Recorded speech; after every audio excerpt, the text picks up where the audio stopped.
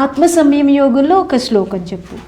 అసంశయం మహాబాహో మనో దుర్నిగ్రహంచలం అభ్యాసేనుత కౌంతేయ వైరాగేన చ గృహ్యతే.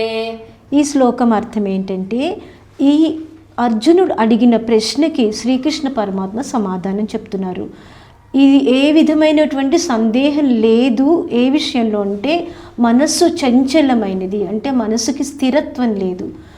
దీన్ని ఏ విధంగా అరికెట్టాలి అని అడిగిన అర్జునుని ప్రశ్నకి స్వామి ఏం సమాధానం చెప్తున్నారంటే, దీనిని మనం అభ్యాసంతో అంటే ప్రాక్టీస్ తోటి, తర్వాత వైరాగ్యంతో అంటే డిస్పాషన్ తోటి మనం మనసుని అరికట్టవచ్చు.